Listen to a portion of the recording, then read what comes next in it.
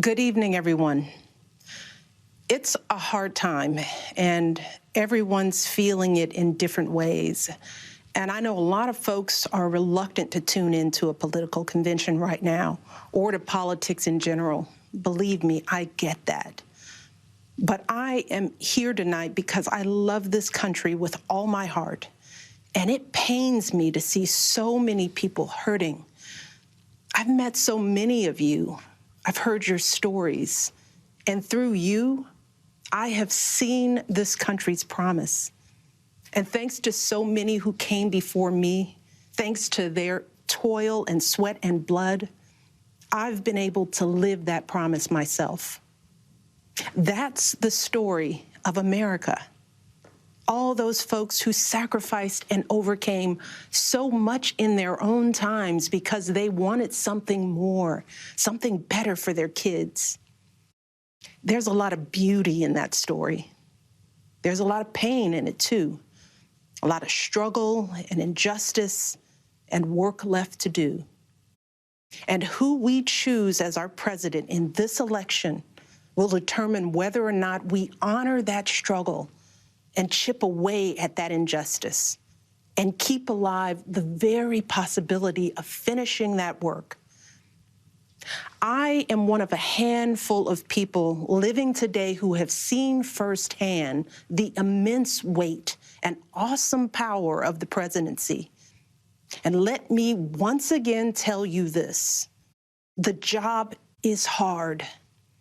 It requires clear-headed judgment, a mastery of complex and competing issues, a devotion to facts and history, a moral compass, and an ability to listen, and an abiding belief that each of the 330 million lives in this country has meaning and worth.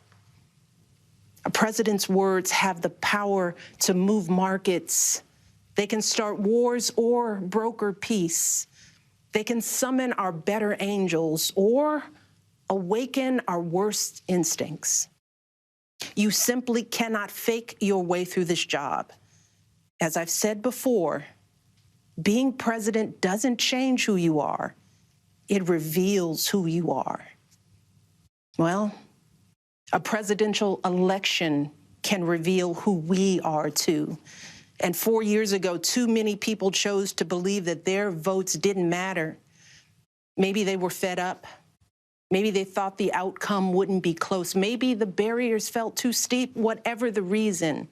In the end, those choices sent someone to the Oval Office who lost the national popular vote by nearly 3 million votes. In one of the states that determined the outcome, the winning margin averaged out to just 2 votes per precinct. 2 votes.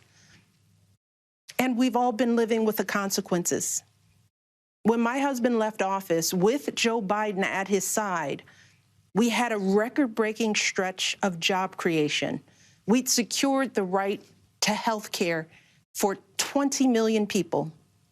We were respected around the world, rallying our allies to confront climate change. And our leaders had worked hand in hand with scientists to help prevent an Ebola outbreak from becoming a global pandemic. 4 years later, the state of this nation is very different. More than 150,000 people have died, and our economy is in shambles because of a virus that this president downplayed for too long. It has left millions of people jobless. Too many have lost their health care. Too many are struggling to take care of basic necessities like food and rent. Too many communities have been left in the lurch to grapple with whether and how to open our schools safely. Internationally, we've turned our back, not just on agreements forged by my husband, but on alliances championed by presidents like Reagan and Eisenhower. And here at home, as George Floyd, Breonna Taylor, and a never-ending list of innocent people of color continue to be murdered, stating the simple fact that a Black life matters is still met with derision from the nation's highest office. Because whenever we look to this White House for some leadership or consolation or any semblance of steadiness, what we get instead is chaos, division, and a total and utter lack of empathy.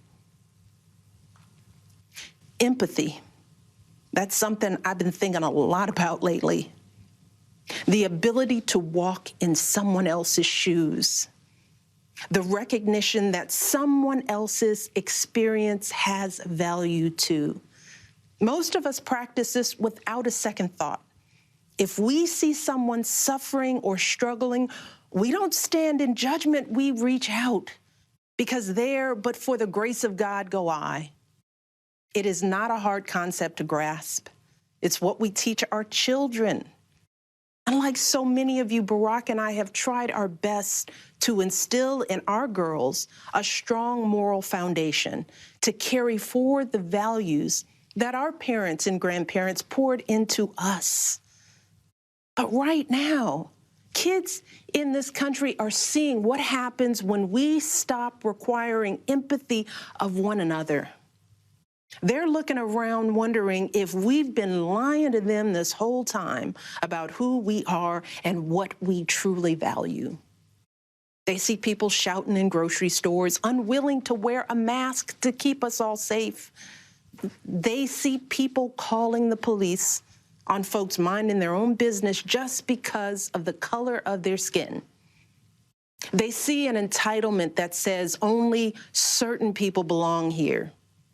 That greed is good and winning is everything, because as long as you come out on top, it doesn't matter what happens to everyone else. And they see what happens when that lack of empathy is ginned up into outright disdain. They see our leaders labeling fellow citizens enemies of the state while emboldening torch-bearing white supremacists. They watch in horror as children are torn from their families and thrown into cages, and pepper spray and rubber bullets are used on peaceful protesters for a photo op. Sadly, this is the America that is on display for the next generation. A nation that's underperforming not simply on matters of policy, but on matters of character. And that's not just disappointing, it's downright infuriating. Because I know the goodness and the grace that is out there in households and neighborhoods all across this nation. And I know that regardless of our race, age, religion, or politics, when we close out the noise and the fear and truly open our hearts, we know that what's going on in this country is just not right. This is not who we want to be.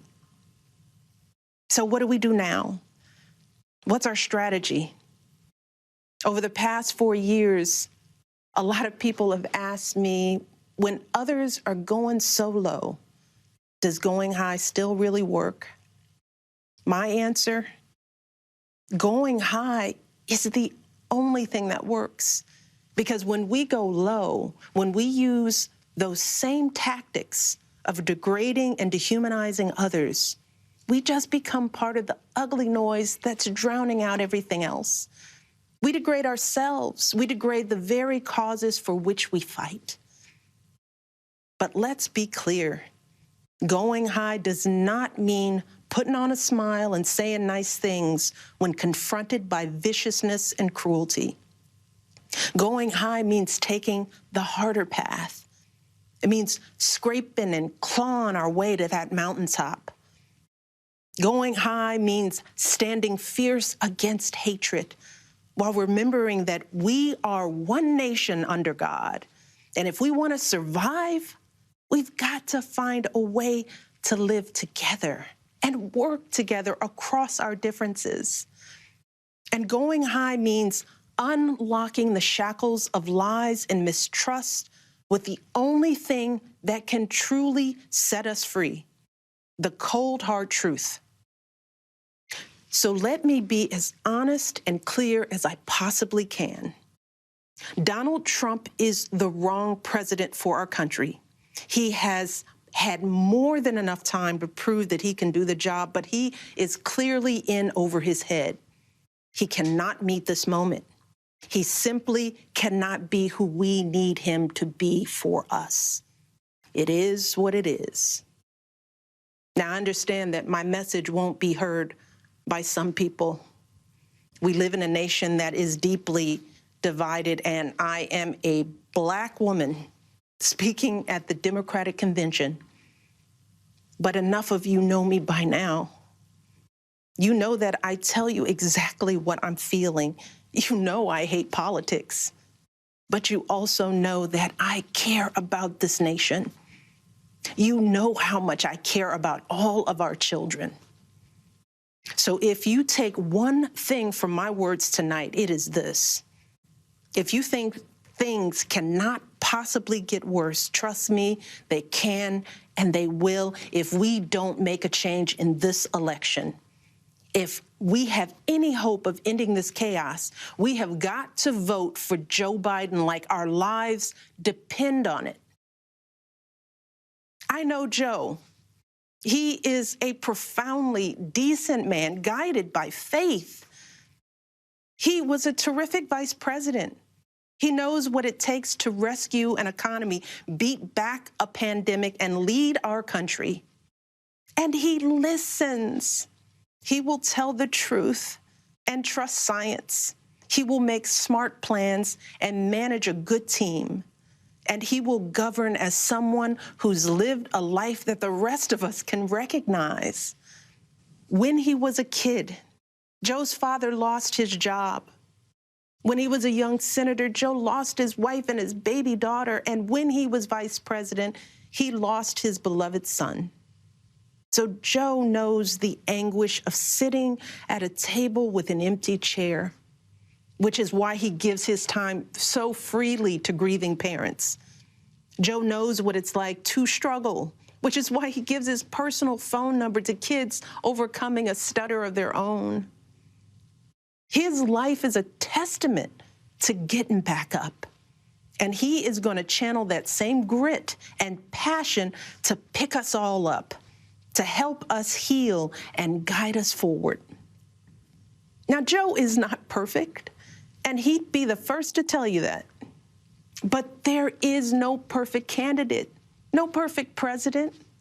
And his ability to learn and grow, we find in that the kind of humility and maturity that so many of us yearn for right now. Because Joe Biden has served this nation his entire life without ever losing sight of who he is. But more than that, he has never lost sight of who we are, all of us. Joe Biden wants all of our kids to go to a good school, see a doctor when they're sick, live on a healthy planet. And he's got plans to make all of that happen. Joe Biden wants all of our kids, no matter what they look like, to be able to walk out the door without worrying about being harassed or arrested or killed. He wants all of our kids to be able to go to a movie or a math class without being afraid of getting shot. He wants all our kids to grow up with leaders who won't just serve themselves and their wealthy peers, but will provide a safety net for people facing hard times. And if we want a chance to pursue any of these goals, any of these most basic requirements for a functioning society, we have to vote for Joe Biden in numbers that cannot be ignored. Because right now, folks who know they cannot win fair and square at the ballot box are doing everything they can to stop us from voting.